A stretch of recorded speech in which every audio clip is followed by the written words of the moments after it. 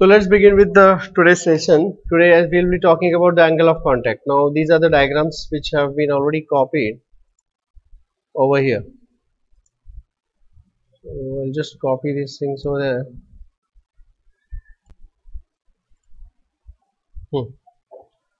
So यहाँ पे we'll start with the concept of angle of contact.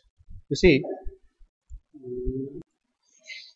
what do you mean by angle of contact? तो यहाँ पर angle of contact का एक definition दिया हुआ है. It's on page number 37. Page number 37 पर एंगल ऑफ कॉन्टैक्ट का एक डेफिनेशन दिया हुआ है. I want you all to refer that. That definition is over here. This definition, please mark this definition. The angle of contact theta, ये मार्क कीजिएगा, between the liquid and the solid surface is defined as. ये definition पूछा जाता है HSC board exam में, तो ये आपको लर्न करना पड़ेगा, याद रखना पड़ेगा. This is the definition that they do ask. ये डेफिनेशन मैंने कॉपी कर लिया है ओवर हियर. ये देखिए, इस द डेफिनेशन. वो आपको नोट्स में, लेकिन आप टेक्स्ट बुक में इसको मार्क कर दीजिएगा. What is that angle? Let's try to understand. अगर इस डायग्राम को मैं थोड़ा सा बड़ा करके देखूं, please check this. If I refer this diagram, let's say इस डायग्राम को अगर मैं थोड़ा सा जूम करके ले लूं, this diagram, I zoom it a bit.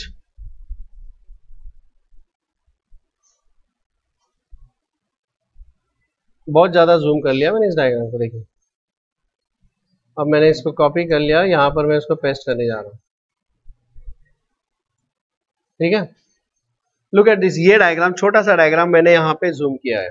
अब मैं आपको एंगल ऑफ कॉन्टैक्ट को एक्सप्लेन करने की कोशिश करूंगा. Let's try to understand here. क्या होता है angle of contact? Angle of contact होता है, it is the angle. No, this is the point of contact. ये पॉइंट ऑफ कॉन्टैक्ट है. यहां पर this theta is the angle of contact. तो ये किन चीजों में एंगल है? It is the angle between, ये जो लाइन दिख रहा है आपको, this line I am talking about, this line is tangent to the liquid surface. This line is tangent to the liquid surface at the point of contact. Tangent to the liquid surface at this point, at the point of contact. Contact मतलब liquid का contact with the solid. So this is the tangent to the liquid surface at the point of contact. At the point of contact.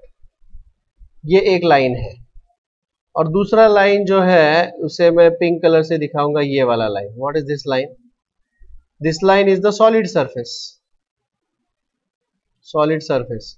इन दोनों lines के बीच में जो angle है, अब इन दोनों lines के बीच में एंगल यहाँ पे भी तो हो सकता है, बराबर है क्या? But it's not that angle. ये एंगल नहीं है. तो फिर कौन सा एंगल है? It is the angle which is measured within the liquid. This angle is within the liquid. Within the liquid. So these are all the keywords here. कैसे आप define करोगे? It is the angle between the tangent drawn to the liquid surface at the point of contact and the solid surface measured within the liquid. Let's check, क्या यही definition उन्होंने दिया है? शायद यही डेफिनेशन दिया है, यहाँ पे देखते हैं. So let us see. यही डेफिनेशन दिया है शायद.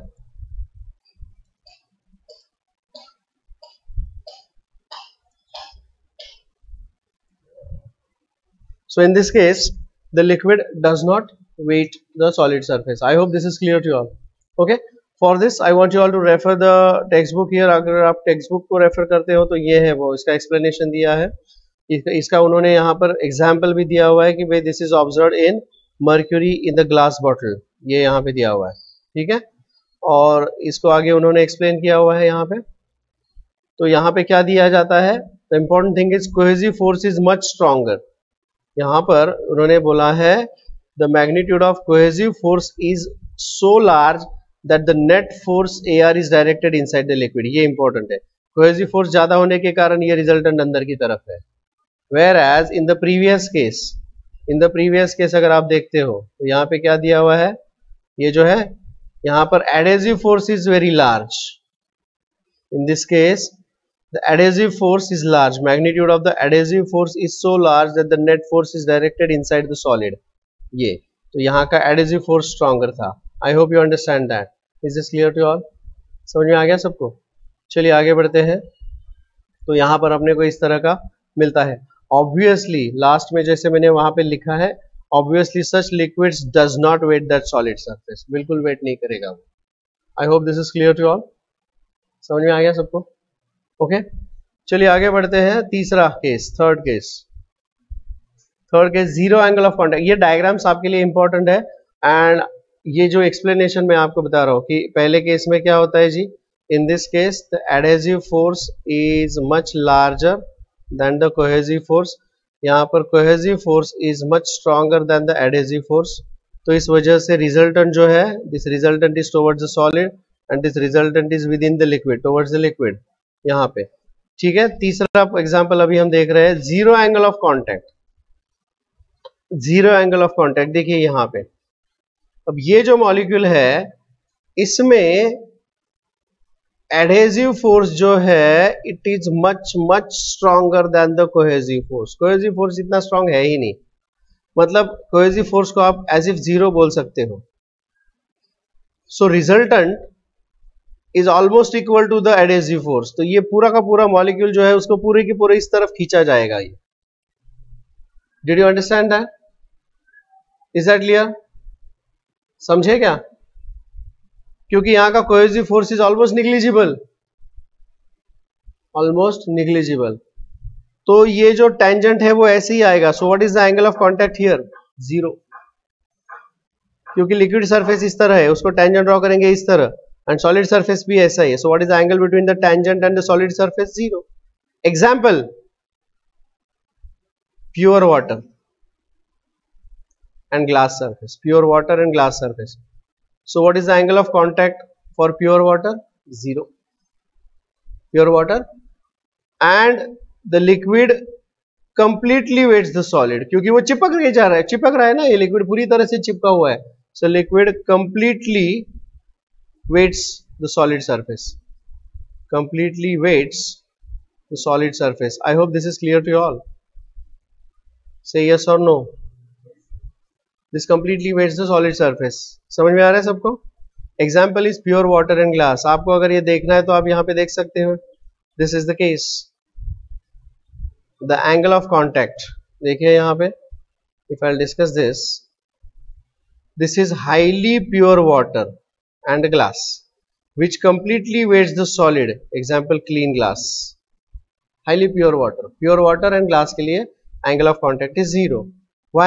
Angle of contact in this case is almost zero. Theta is equal to zero. In this case, liquid molecules near the contact are so less in number that the cohesive force is negligible, जो मैंने आपको पहले ही बता दिया है। Therefore, जो resultant है, net adhesive force itself is the resultant. Adhesive force is equal to the resultant force. समझ में आ गया सबको? And in that case, this happens.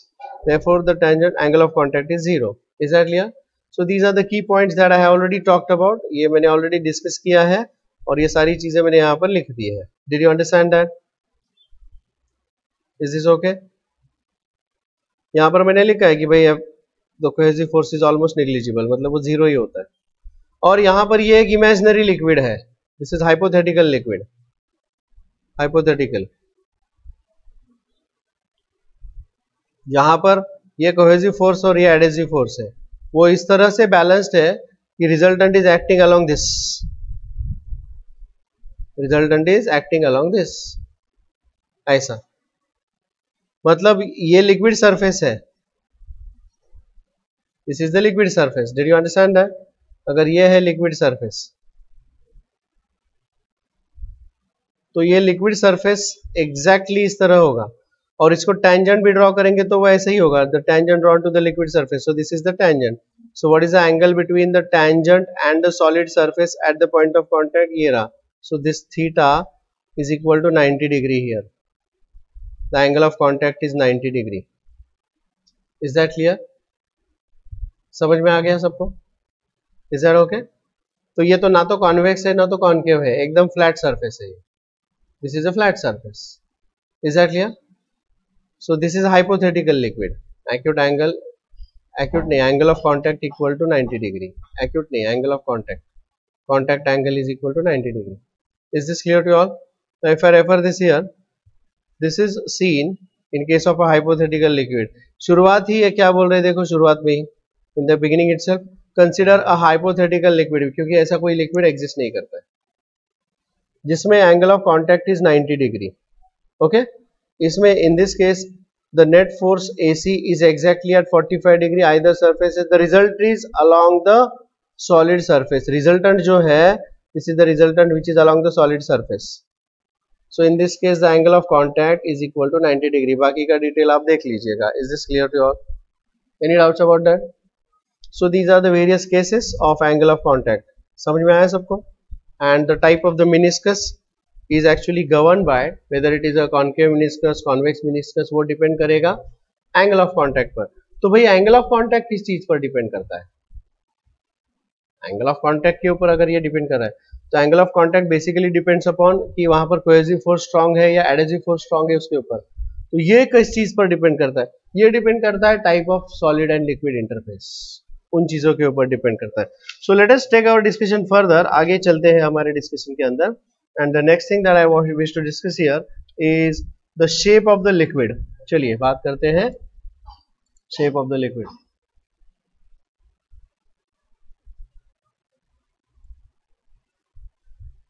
So I'll be talking about the shape of the liquid drops on the solid surface. So this is the next topic.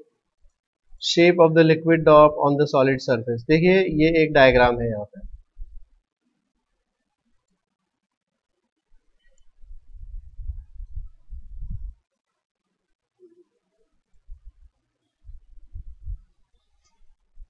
समझो कि एक glass plate है, उस ग्लास प्लेट के ऊपर एक liquid का drop गिर गया है. तो वहां पर क्या चीज हो सकती है? What are the various possibilities here, और इसके ऊपर क्या क्या फोर्सेस एक्ट करेंगे? There are 3 types of forces which are going to act over there. यहाँ पर 3 तरह के अलग अलग फोर्सेस एक्ट करेंगे जो हम अभी यहाँ पर बात करने वाले हैं.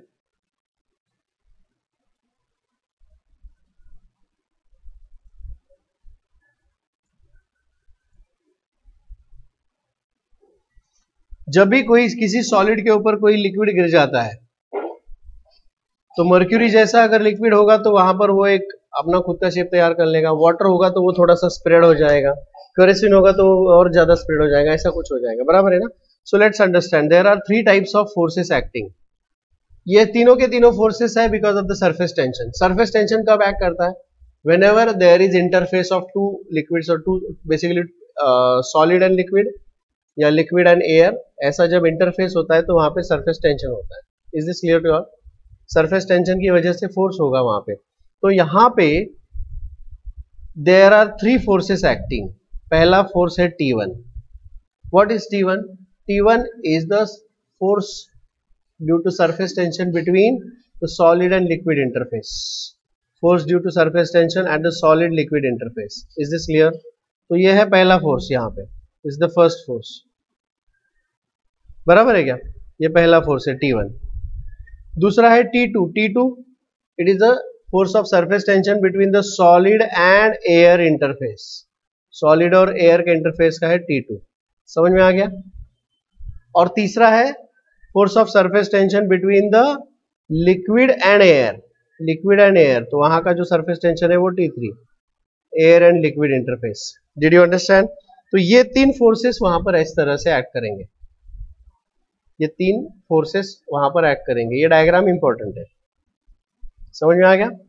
ये डायग्राम अपने को बेसिकली एक्सप्लेन कर रहे हैं. नाउ इसमें लिक्विड और एयर इंटरफेस का ये है angle theta. This is going to act along at the interface between these two. यहाँ पर ये दोनों का इंटरफेस है, वहां पर ये फोर्स एक्ट करेगा. और इन दोनों का जो इंटरफेस है एयर एंड लिक्विड, उसकी शुरुआत पर मैं टेंजेंट ड्रॉ करूंगा तो it is acting along that tangent. I hope this is clear to all. अब इसको बैलेंस किया जाएगा. ये जो है इसको मैं रिजॉल्व करूंगा. I will resolve this force. ये फोर्स रिजॉल्व किया जाएगा कुछ इस प्रकार और इस प्रकार. तो ये जो एडजेसेंट कंपोनेंट होगा this is T3 cos theta and this is T3 sin theta. I hope you understand that. बराबर है? T3 cos theta and T3 sin theta. समझे? इस T3 को रिजॉल्व किया रे बाबा. T3 को हॉरिजॉन्टली एंड वर्टिकल रिजॉल्व किया. Resolution of the force. समझ में आ गया? ब्लर दिसता है जरा पुढे पुढे. I'll change the ink. So this is T3 sin theta and T3 cos theta. इसको इरेज कर देते हैं. This is T3 cos theta. I think it is clear now. आता दिस है.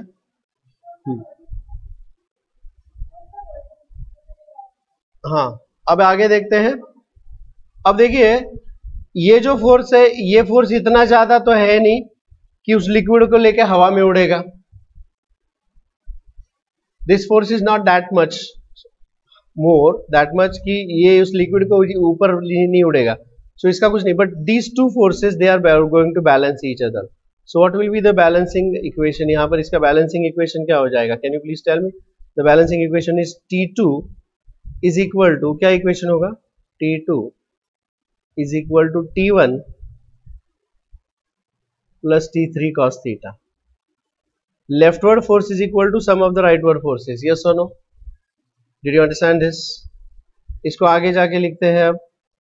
Therefore, T2 minus T1 is equal to T3 cos theta. Or in other words, what will be cos theta is equal to T2 minus T1 upon T3. ये force आएगा. अब इसके अलग अलग cases हैं. There are different cases for this. तो first case आप बताएंगे मुझे. केस वन कि भाई T2 is greater than T1. T2 is greater than T1 और ये T2 माइनस T1 जो है this is less than T3. मतलब numerator is smaller than the denominator. Yes और नो? इसका मतलब क्या होगा? cos theta is less then 1 and greater than 0. ऐसा होगा ना? cos थीटा का वैल्यू पॉजिटिव आएगा. cos थीटा का वैल्यू पॉजिटिव आएगा and definitely cos theta is lying between 0 and 1. Yes और नो? तो cos थीटा अगर पॉजिटिव है, 0 से 1 के बीच में है, मतलब theta is acute angle. Yes और नो? हेलो, cos थीटा 0 से 1 तक है. और theta is equal to 0, cos 0 is 1 and theta is equal to 90 degree, cos 90 is 0. Yes और नो? तो अगर ये 0 के 1 के बीच में है cos थीटा, तो theta is an acute angle first quadrant. Yes और no? Theta is acute angle. Is this clear to all? And this is observed mostly in case of water, kerosene and water or kerosene and glass interface. Is this clear to all? Did you understand the first case here? तो यहां पर इस तरह से ये जो theta होगा वो एक्यूट एंगल होगा इस तरह से. Is this clear to all? अब हम बात करेंगे केस 2 की. I am talking about case 2 now. Let's see. I am talking about case 2. Case 2 देखिए, आप बताएंगे मुझे. केस 2 है that T2 is less than T1. मतलब T2 माइनस T1 जो है वो एंड दिस, तो इसका मतलब है दिस T1 माइनस T2 ये निगेटिव आएगा ना T2 minus T1. Are you understanding that? And this is less than T3. मतलब ये जो न्यूमरेटर बनेगा, तो इसका मतलब है cos थीटा क्या आएगा बताइए मुझे? ये निगेटिव है, ये माइनस है and numerator is less than the denominator. So cos theta जो है वो निगेटिव आएगा ना? Are you understanding that? Hello, cos theta negative आएगा. समझ में आ गया? cos थीटा निगेटिव मतलब कौन सा क्वाड्रेंट भाई? All silver tea cup sine ना, ये वाला positive. That means theta is going to be an obtuse angle. Is this clear to all? Did you understand this? ये समझ में आ गया क्या मैंने क्या लिखा? T2 is less then T1. तो यहां पर T2 माइनस T1 होगा, ये माइनस आएगा एंड द न्यूमरेटर जो भी कुछ है माइनस, मतलब T1 माइनस T2 वो जो ये है numerator is less than the denominator. मतलब cos theta is existing and it is negative. Is that clear? Is that understood? तो ऑब्टूज एंगल आएगा. What is the example there? Obtuse angle मतलब यहां पर एग्जांपल है mercury and glass interface. Mercury and glass interface पर ऐसा होता है. और उसका डायग्राम कुछ इस प्रकार दिखेगा जी, देखते हैं। वो डायग्राम कुछ इस प्रकार दिखेगा। This is the second case, theta is an acute angle. ये है केस 2 का डायग्राम, और ये केस 1 का डायग्राम एक्यूट एंगल का। ये case 2। Is this clear to all? Is that okay? समझे? अब थर्ड केस देखते हैं, केस 3। केस 3, केस 3 में ये जो इक्वेशन हमने लिखा है, this equation is an important equation actually. ये एक इंपॉर्टेंट इक्वेशन है। केस 3 में हम बोलेंगे कि भाई T2 minus T1 is equal to T3। T2 minus, ये अगर इक्वेशन है केस 3 का, तो केस 3 में हम लिखेंगे T2 minus T1 is equal to T3। मतलब cos थीटा क्या आएगा? 1 ना। cos थीटा 1 का मतलब क्या हो गया जी? मतलब theta is equal to 0, and theta equal to 0, this is the case of pure water and glass interface. Pure water and glass interface. Is that clear to all? Case 4. Case 4 consider करेंगे when T2 minus T1 is greater than T3. Numerator is greater than denominator. मतलब cos theta is greater than 1. This is impossible, क्योंकि sine theta and cos theta always lies between +1 and -1। 1 से ज्यादा कभी होता ही नहीं। Trigonometry में देखा है क्या हमने? Isn't it? So this is impossible event. This is not possible, this is impossible. Is this clear? और वही यहाँ पर अपने को दिया हुआ है। This is case 3 and case 4। देखिए केस 4 के लिए उन्होंने खुद ही लिख दिया है भाई यहाँ पे कि भाई ये इम्पॉसिबल है। And this is theta is nearly equal to 0. This is for pure water and glass interface. Is this clear to you all? Any doubts about that? समझ में आया सबको? Okay? समझे? Alright, let's proceed further. Now, what are the various factors? Let's proceed further now. कि क्या क्या factors है जो एंगल ऑफ कांटेक्ट को अफेक्ट करते हैं। जो भी चीजें अभी हम डिस्कस करने वाले हैं वो आपको मार्क करनी पड़ेंगी। साइमल्टेनियसली आप इसको मार्क कीजिएगा, बेहतर होगा आपके लिए। ठीक है? So let us mark those things which are important, the factors affecting the angle of contact, the nature of the liquid and solid. This is the first factor. Second factor is the impurities. Impurities जो है वो भी एंगल of कांटेक्ट को change करते हैं। Temperature of the liquid, okay, for the given solid liquid surface angle of contact is constant at the given temperature. Temperature change होगा तो एंगल ऑफ कांटेक्ट चेंज हो जाता है। So these are the various factors which affect the angle of contact. Okay, proceed, आगे बढ़ते हैं। अब इसका हर एक का इफेक्ट एक एक करके हम देखेंगे, डिस्कस करेंगे।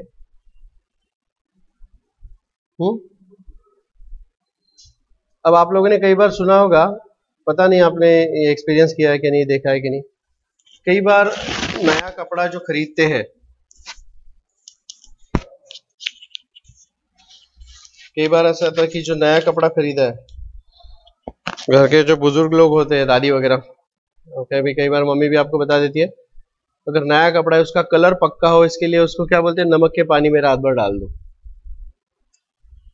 जैसे अब उसका रीजन क्या है या साइंटिफिक रीजन क्या है, I try to tell you. नमक जो होता है, sodium chloride, it is dissolved in ये sodium chloride, this is a soluble substance. So when this soluble substance is dissolved in water, उसका सरफेस टेंशन इंक्रीज हो जाता है। So with this the surface tension of water increases, जिसके कारण वो जो colour के जो मॉलिक्यूल्स होते हैं, कलर के जो मॉलिक्यूल्स होते हैं वो और ज्यादा फोर्स के साथ कॉटन या जो भी कुछ क्लॉथ के मॉलिक्यूल्स है उसके साथ ज्यादा पकड़ के रखते हैं उसको। Did you understand that? Because surface tension बढ़ेगा तो वो फोर्स बढ़ेगा, force due to the surface tension, because surface tension is ultimately force per unit length ना, force acting per unit length is the surface tension. तो जिस surface tension बढ़ने की वजह से वो फोर्स बढ़ेगा, सो कलर के मॉलिक्यूल्स और ज्यादा फोर्स से उस फैब्रिक के मॉलिक्यूल्स के साथ जुड़ जाते हैं। Is this clear? Is that okay? Alright. वही अगर सोप ऐड किया जाता है तो soap is not completely soluble. Soap पानी के अंदर पूरी तरह से सोल्यूबल नहीं होता है। We say it is sparingly soluble और we can say it is insoluble impurity. पूरी तरह से डिसॉल्व नहीं होता सोप, इट इज इनसोल्यूबल। और वो मॉलिक्यूल्स होते हैं जिसकी वजह से अपने को वो थोड़ा चिकना चिकना लगता है सोप। बराबर है क्या? सोप ऐड करने से क्या होता है, soap is a kind of impurity, it is an insoluble impurity, और उसके ऐड करने की वजह से, उसे ऐड करने की वजह से the surface tension decreases. Surface tension decreases तो उस वजह से water molecules they are little freed, क्योंकि ज्यादा सरफेस टेंशन है तो उनको पकड़े रहते हैं ज्यादा। सरफेस टेंशन अगर उसका ज्यादा है तो उसको ऐड करने की वजह से वो फ्री हो जाते हैं, फ्री हो जाते हैं तो the water molecules can go deeper in the fabrics, और वहां से वो डर्ट को या स्टेन को अच्छी तरह से डिटैच कर सकते हैं। So that is the reason why soap is used for cleaning the clothes. Temperature अगर आप उसका बढ़ा देते हो, उसको जरा वो ये लगा दो ना please. If you increase the temperature, with increase in the temperature surface tension decreases. Soap add करने की वजह से, सोप या डिटर्जेंट या फिनॉल जो होता है, फिनॉल या सोप या डिटर्जेंट, वो अगर हम वाटर के साथ मिक्स करेंगे तो उसका सरफेस टेंशन जो होता है वो डिक्रीज हो जाता है, and hence it is used for cleaning the clothes. Same thing happens when the insoluble impurity is added. Insoluble impurity मतलब सोप होता है उसके अंदर, ये सेम पॉइंट उन्होंने दिया है। ओके, तो उसकी वजह से the cohesive forces decreases and hence the angle of contact and hence the shape of this thing।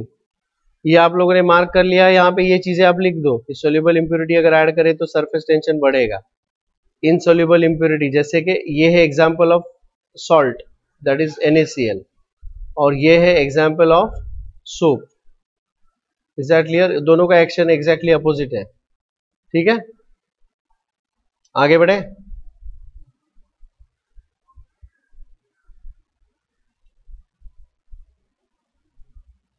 यहाँ पर इंसोल्यूबल इम्प्यूरिटी ऐड करने से क्या होता है, उसका कोहेसिव फोर्स जो होता है वो डिक्रीज हो गया, एंड उसका एंगल ऑफ कांटेक्ट भी डिक्रीज होता है, which affects the angle of contact and shape of the meniscus. If mercury gathers, अब देखो इसकी वजह से क्या होता है कि इंसोल्यूबल इम्प्यूरिटी अगर ऐड किया जाए तो इसकी वजह से कोहेसिव फोर्स डिक्रीज हो जाता है उसका, and it will affect the angle of contact and hence it will affect the meniscus also. अब अगर मर्क्यूरी के अंदर कुछ डस्ट जमा हो, मर्क्यूरी के अंदर कुछ डस्ट हो, तो it is an insoluble impurity, जिसकी वजह से उसका spherical droplets are not formed. It does not form spherical droplets until and unless the dust is completely removed. अगर उसके अंदर डस्ट है तो वो spherical droplets नहीं फॉर्म करेगा। Is that clear to all? क्यों? क्योंकि इसकी वजह से क्या चेंज होगा, उसका कोहेसिव फोर्स कम हो जाता है, इसकी वजह से एंगल ऑफ कांटेक्ट भी चेंज हो जाता है। Is that clear? वो कोहेसिव फोर्स है वो कम हो जाता है वहां पे। इफेक्ट ऑफ टेम्परेचर, जैसे कि मैंने आपको बताया कि टेम्परेचर अगर आप बढ़ाते हो तो सरफेस टेंशन डिक्रीज हो जाता है। With increase in the temperature surface tension is decrease. तो उस पैराग्राफ के बाजू में अगर आप ऐसे शॉर्टकट में लिखोगे तो आपको पैराग्राफ का एब्स्ट्रैक्ट क्या है वो समझ में आ जाता है। ठीक है, in most of the liquids as the temperature increases the surface tension decreases. For example, और इसी कारण new cotton fabric should be washed in the cold water. In this case, water does not make good contact with the fabric due to its higher surface tension. The fabric does not lose its color because of this. Cold water में या तो फिर उसको नमक वाले पानी में धो देते हैं तो कलर नहीं लूज होता। Is that clear to all? नमक वाले पानी में। Any doubts about that? Is this clear to all? चलिए आगे चलते हैं। Hot water is used to remove the tough stains. क्यों? Because of its lower surface tension. अगर टेम्परेचर बढ़ेगा तो सरफेस टेंशन कम होगा, तो वाटर मॉलिक्यूल्स को deeper can go deeper in the fabric and they can remove the dirt and stain, as simple as that. In case of the molten copper or molten cadmium, the surface tension increases with increase in its temperature. Okay, ये exception है, this is an exception. Most of the liquids what happens, अगर temperature बढ़ेगा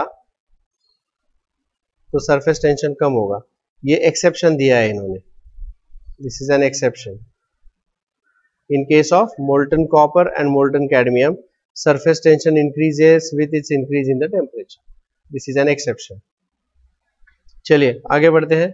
The surface tension of liquid becomes zero at the critical temperature. Critical temperature वो temperature है जिसके लिए उसका surface tension हो वो zero हो जाता है। Is this clear to you all? Any doubts about that? समझ में आ गया? Okay. Is that clear? Any doubts so far?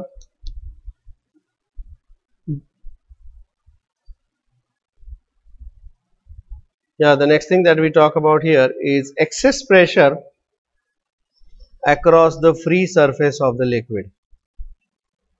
Excess pressure across the free surface of the liquid.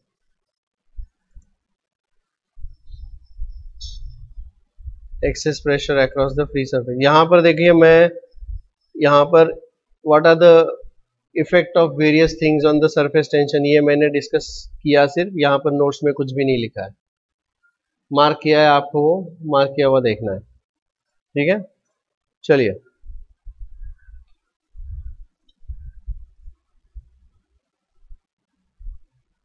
We will consider three cases, we will consider here three cases. ये है पहला case,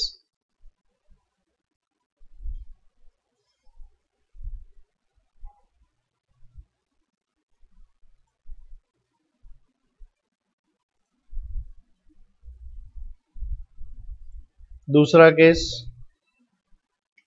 convex liquid surface. There are various cases, या तीन cases हम यहां पर discuss करने वाले हैं। Plane liquid surface, convex liquid surface and concave liquid surface. Plane liquid surface, convex liquid surface and concave liquid surface, ये तीनों केसेस हम यहां पर डिस्कस करने जा रहे हैं। And the third is this.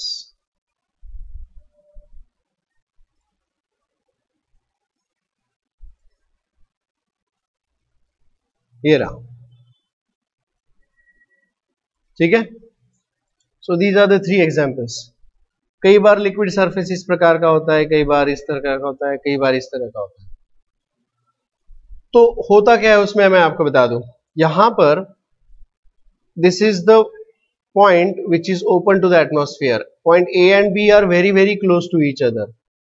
These points are so much close to each other. वो इतने एक दूसरे के नजदीक है कि we can say that इनमें जो लेवल डिफरेंस है, that level difference is almost negligible. Point A and B, they are very close to each other. That level difference between A and B is almost zero, so that it does not contribute to anything to pressure difference. मतलब ये दोनों almost same level पर है, ऐसा हम assume करते हैं। Is that clear? So these are the two such points. Okay, तो यहाँ पर कौन सा प्रेशर होगा? Pressure at point A is naturally the atmospheric pressure. बराबर है क्या? Because this is open to atmosphere. सो यहां पर जो भी कुछ फोर्स एक्ट होगा, because pressure at point A is equal to the atmospheric pressure and that is equal to force acting due to the atmospheric pressure. I will call this as FA, the force acting due to the atmospheric pressure divided by the area. तो यहां पर जो force act करेगा वो कौन सा force होगा? Atmospheric pressure का। एंड ये जो पॉइंट B है, यहां पर जो प्रेशर एक्ट करेगा that is the pressure due to the surface tension, and that is nothing but force due to the surface tension divided by the area. Is that clear? तो यहाँ पर surface tension का force act करेगा, यहाँ पर atmospheric pressure का force act करेगा. Yes or no? Did you understand that? Isn't it? तो अगर दोनों प्रेशर सेम होंगे, सो इन दिस केस यहाँ का प्रेशर और यहाँ का प्रेशर सेम है, इसलिए we get a straight line. So plane liquid surface में pressure at point A is equal to pressure at point B. Is that understood? Okay. Why? क्योंकि यहाँ के जो फोर्स है वो एक दूसरे को बैलेंस करते हैं. द फोर्सेस एट ये जो है द रिजल्टेंट, यहाँ का जो Ft है, this Ft is equal to 0, क्योंकि इसे अगर इस तरफ खींचा जा रहा है तो इस तरफ भी खींचा जा रहा है. इसका डायरेक्शन उल्टा होना चाहिए, इस तरफ ऐसे. समझे क्या? तो यहाँ का force due to surface tension is 0. समझ में आ गई बात? Is this clear?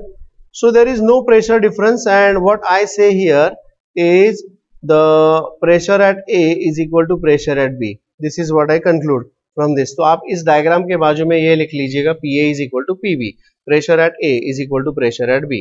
Is that understood? अब हम दूसरे फिगर की बात करते हैं. यहाँ पे इन दिस केस पॉइंट A के यहाँ पर एटमॉस्फेरिक फोर्स, एटमॉस्फेरिक प्रेशर की वजह से FA होगा, force due to the atmospheric pressure. FA is the force due to atmospheric pressure. Force यहां पर मैं लिख देता हूं, FA मैंने लिखा है actually. FA is the force due to atmospheric pressure. Force due to P atmospheric and FT is the force due to surface tension. दो ही तरह के फोर्सेस है तीनों केसेस में, ड्यू टू सरफेस टेंशन. समझ में आ गई बात? Isn't it? Now what is happening at this point कि यहाँ पे जो सरफेस टेंशन का फोर्स है, यहाँ पर एटमॉस्फेरिक प्रेशर तो नीचे एक्ट करेगा,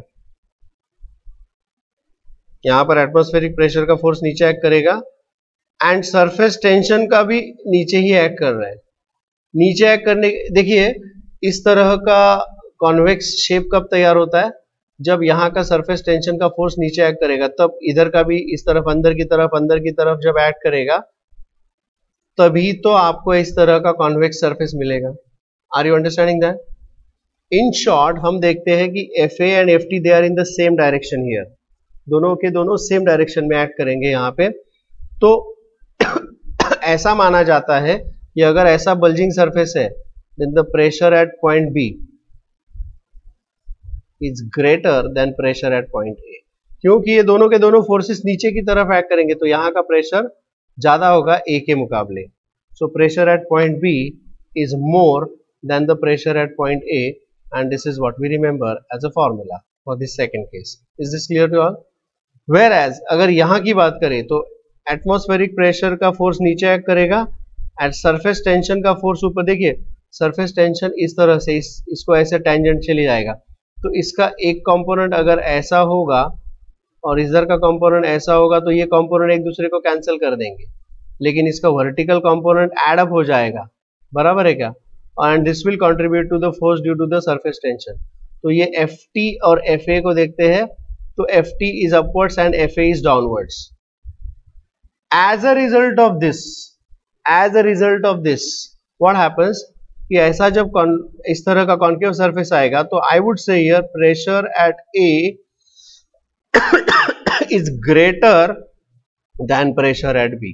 याद रखिए, और वो हम एक फॉर्मूले की तरह याद रखेंगे. अब इन शॉर्ट में आपको बता दूं, अगर in short if I explain you,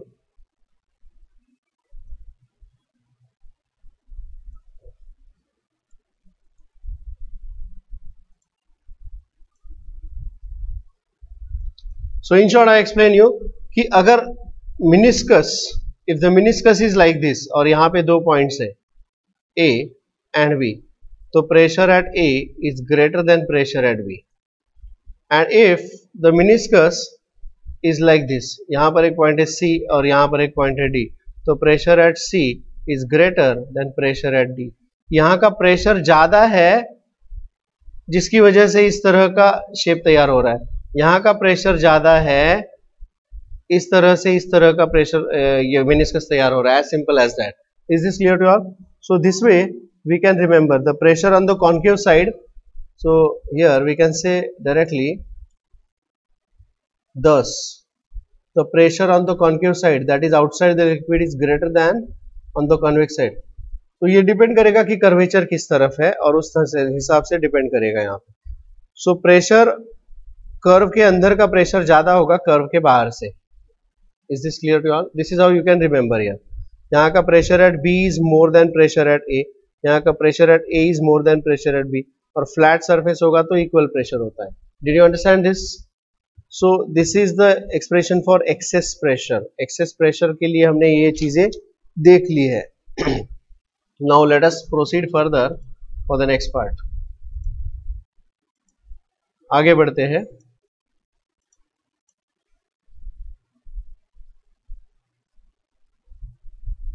formation of the drops and the bubbles. कि कई बार लिक्विड ड्रॉप तैयार होता है या सोप बबल, एयर बबल, ये तैयार होते हैं. तो एग्जैक्टली इसके अंदर क्या होता है and why are they formed, how they live up. So let us consider this diagram here.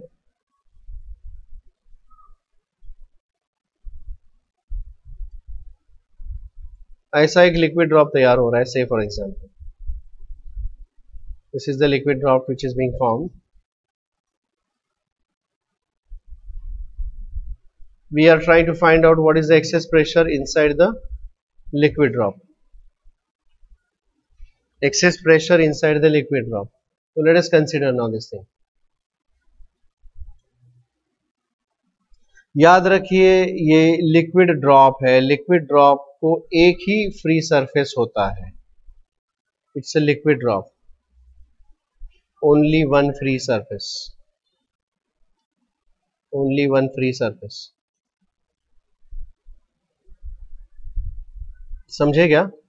मतलब आपने जो फॉर्मूला देखा है dW या तो dE is equal to T into DA, ये फॉर्मूला. तो यहाँ पर जो एरिया होगा वो फ्री सरफेस जब लिखेंगे तब अपने को ये चीज याद रखनी है. Did you understand that? ठीक है. सो this is the part 1 of this. इसका ये पार्ट 1 है and this is for the liquid drop. Liquid drop. ठीक है. So consider a spherical drop which is shown in the figure. इसके अंदर का प्रेशर PI है. PI is in the inside pressure, PO is outside pressure. और ये liquid drop का size बढ़ते हुए जा रहा है. At any instant its radius is R. फिर बाद में उसका थोड़ा सा रेडियस बड़ा हो जाएगा, डेल्टा R हो जाएगा. उसका inside pressure is PI and outside pressure is PO. और हमें अच्छे से पता है कि कोई भी कर्व्ड सरफेस अगर है तो यहाँ का अंदर का प्रेशर और यहाँ का प्रेशर, इसमें जो डिफरेंस होता है that is called as excess pressure. बराबर है क्या? तो यहाँ का अगर मैं इसको P1 बोलूँ और यहाँ का प्रेशर P2 बोलूँ तो delta P which is equal to P1 minus P2 is called as excess pressure. और यही हमें फाइंड आउट करना है कि what is the excess pressure in case of the liquid drop. Do you understand what I am saying there? तो initially उसका area A1 है. Initially उसका एरिया A1 है which is equal to 4 pi R square. बाद में इसका radius बढ़ जाता है तो रेडियस बनेगा R प्लस डेल्टा R. तो नया एरिया होगा A2 which is given by A2 is equal to क्या हो जाएगा 4 pi R plus delta R bracket square. That is nothing but 4 pi, let me square this is R square plus 2 R delta R plus delta R square. Now this delta is very small. Delta R जो है वो very small होता है. This is very small and therefore delta R का square it will be very small. It is so small that it can be neglected. So हम इसको neglect करेंगे. So what will be A2 is equal to, A2 is given by 4 pi R square plus 4 2s are 8 pi R into delta R. This is area A2. So what is the change in the area? Delta A. यही delta A मुझे चाहिए. उस delta A को आप D A करके लिख सकते हो या डेल्टा ए करके भी लिख सकते हो. It is nothing but A2 minus A1, that is nothing but this minus this. तो उसमें से ये 4 पाई आर स्क्वायर कैंसिल हो जाएगा A2 माइनस A1 में, तो ये बचेगा which is given by 8 pi r delta r. Is this clear? Any doubts so far? क्या ये सबको समझ में आ रहा है क्या चल रहा है? अब मुझे वो इसमें सब्स्टिट्यूट करना पड़ेगा. I have to substitute there. Now ये तो मैंने इसका LHS फाइंड आउट कर लिया. This is LHS. LHS is given by, what is the LHS? It is equal to T into dA, T into 8 pi r into delta r. अब मुझे उसका RHS भी फाइंड आउट करना पड़ेगा. RHS. Now RHS में RHS find out किया मैंने, LHS find out करना है. तो इन LHS I have to find out what is the work done. अब वर्क डन यहां पे अगर मुझे चाहिए आप देखिए कि उसके ऊपर मुझे चाहिए work done. This work done is because of some extra force is acting from inside. इसके ऊपर अंदर की तरफ से कोई फोर्स एक्ट करेगा. Check here please. Because there is extra pressure, we know that excess pressure, अंदर का pressure has to be greater than the outside pressure. So here I would say that pressure inside is definitely greater than the pressure outside. So that what is that excess pressure? That excess pressure जिसको हम कहेंगे delta P, which is actually Pi minus Po. Now this excess pressure is acting on this area. कौन से area के ऊपर act कर रहा है जी? This excess pressure is acting on this much of area. इस एरिया के ऊपर वो एक्ट कर रहा है. तो this pressure into area will give me the force. So what is the excess force? This is given by excess force and that excess force is F is equal to delta P into area. बराबर है क्या? Are you understanding that? So there is access force we say, और वो excess force is given by F. Now that is nothing but F is equal to delta P मतलब Pi minus Po into what area on which this is acting? It is actually acting on the area 4 pi r square. Are you understanding area? Hello? Hey, hello? समझ में आ रहा है क्या? This pressure is acting, excess pressure is force के ऊपर, ये area के ऊपर act करेगा because pressure is equal to force upon area. तो ये एक्सेस फोर्स है. दिस फोर्स की, इस एक्सेस फोर्स की वजह से ये जो मेम्ब्रेन है या ये जो है वो खींच के इधर तक चला जाएगा. So there is a displacement. Now इस फोर्स की वजह से there is a displacement. And what is the displacement in the direction of this force? What is the displacement? This displacement is equal to delta R. So what is the work done? The small amount of work done is equal to force into the small amount of displacement. So what is that force? The force is Pi minus Po into 4 pi r square into delta r, and this is dW. तो इसका ये हो गया LHS. so this is the LHS and this is the RHS. ये RHS है. समझ में आ गया? is that clear? ये कल हमने प्रूव किया था ना. we had proved this yesterday. हाँ या ना कुछ तो बोलो यार. did I prove this formula yesterday? अब मैं LHS और RHS अगर सब्स्टिट्यूट करूं, ये है DW समझ में आ गया, ये डेरिवेशन समझ में आ गया DW. सो DW के जगह पर मैं ये लिखूंगा, what is that? Therefore LHS is equal to RHS. इसमें अगर मैं सब्स्टिट्यूट कर दूं तो क्या मिल जाएगा LHS में? Pi minus Po into 4 pi r square into delta R is equal to RHS which is T into 8 pi r into delta R. अब देखिए इसमें से डेल्टा आर कैंसिल हो जाएगा.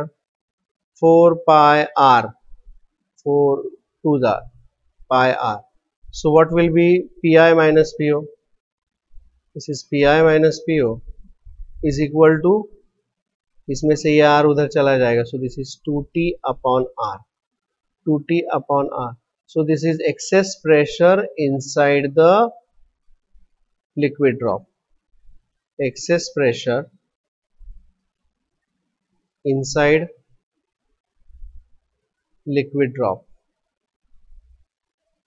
excess pressure inside the liquid drop जिसका ये derivation है and this derivation is important. Pi minus Po is 2t upon r. This derivation is explained here over here. यहाँ पर ये derivation पूरा का पूरा दिया है on page number 41 and इसमें ये important formula है जो आपको याद रखना है, 2t upon r. This gives excess pressure inside the drop. This is called as Laplace's law of a spherical membrane. क्या कहते हैं इसको? Laplace's law of a spherical membrane. Any doubts about that? We call this as Laplace's law of spherical membrane. Any doubts about that? अब देखो कई बार यहाँ पे जो मैंने डिराइव किया है, this is for the liquid drop, but I can derive it for the bubbles also. So let me derive it for soap bubble.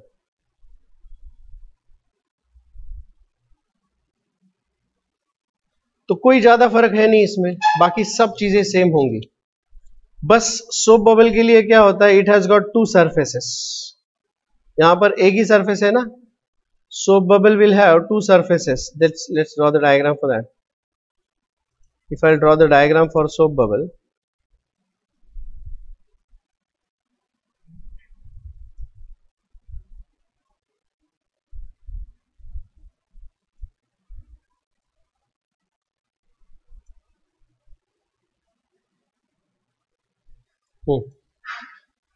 ये सोप बबल है. एक्चुअली अब मैंने इसका जो सरफेस दिखाया है,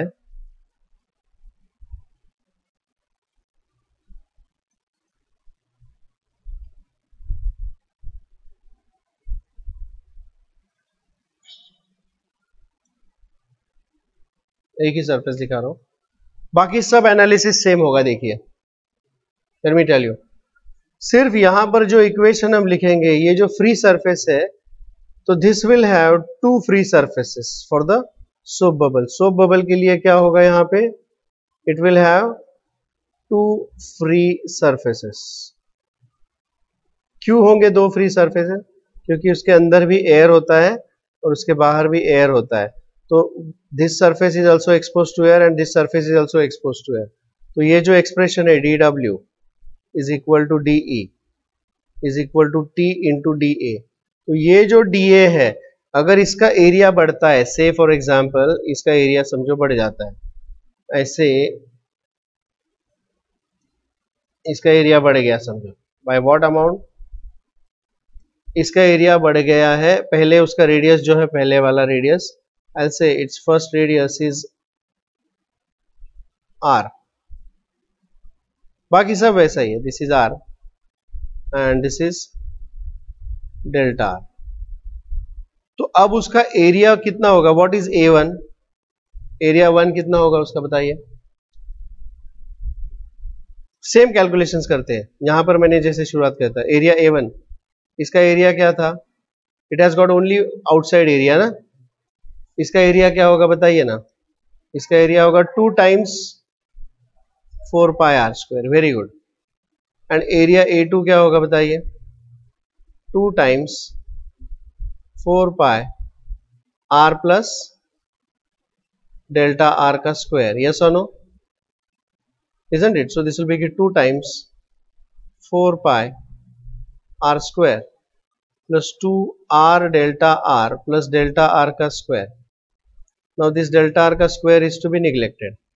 तो क्या बचेगा बताइए, what is this going to give me? This is 2 times 4 pi r square plus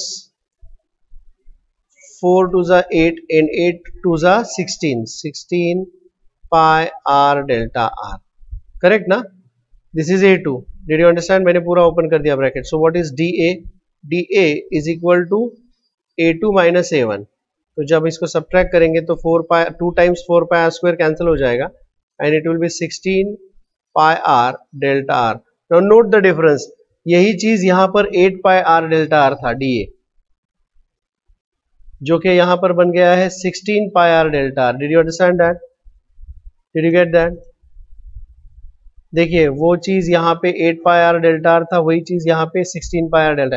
that is only difference, that is only difference. अब देखिए यहाँ पे बाकी चीजें अगर हम देखें तो यहाँ की इसकी वजह से मुझे फिर इसका RHS मिलेगा। What will be the RHS in this case? RHS is equal to T into DA which is equal to T into 16 pi R delta R. Yes or no? अब अगर LHS की बात करें तो LHS में यहाँ पर एक्सेस प्रेशर होगा, just like the previous case. जैसे प्रीवियस केस में एक्सेस प्रेशर था उसी तरह से यहाँ पर भी होगा।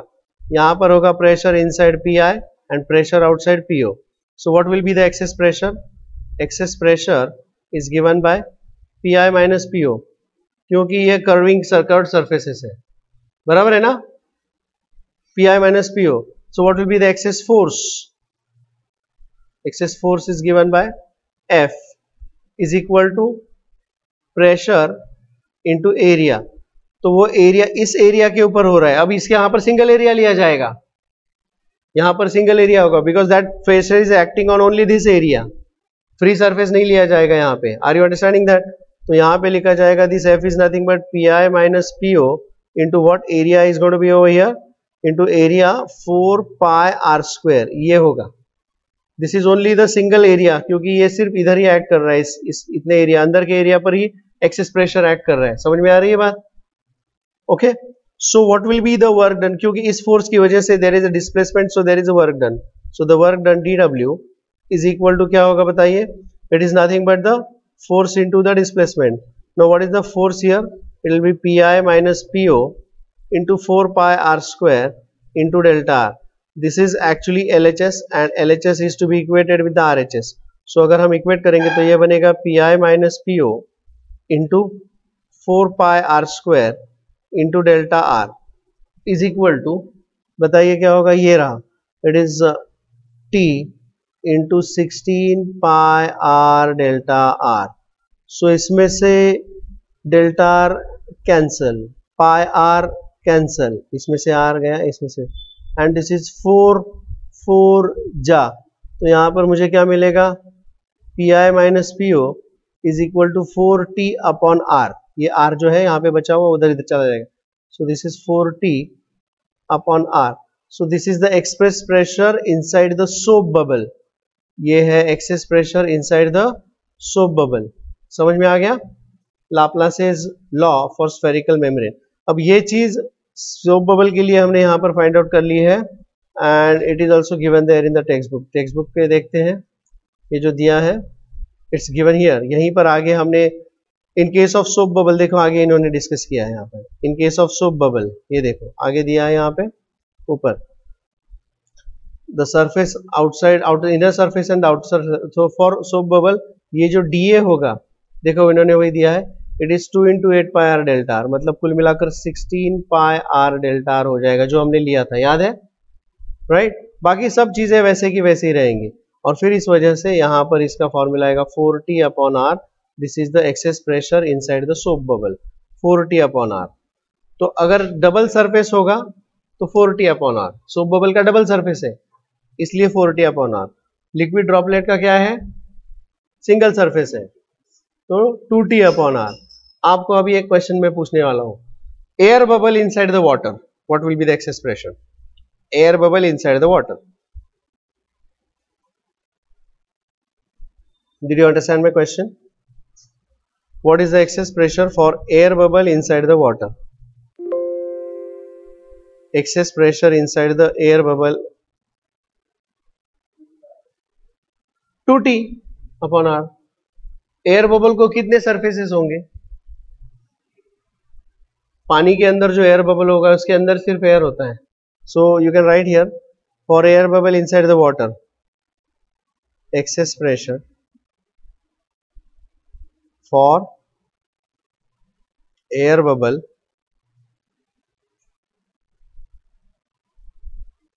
inside water,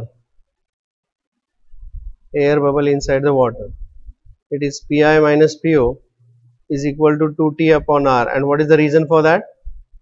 Because of the single surface, एक ही surface होता है ना उसका, isn't it? Air bubble inside the water. समझ में आ गई बात? ओके, चलिए आगे बढ़ते हैं, लेट्स प्रोसीड फर्दर नाउ.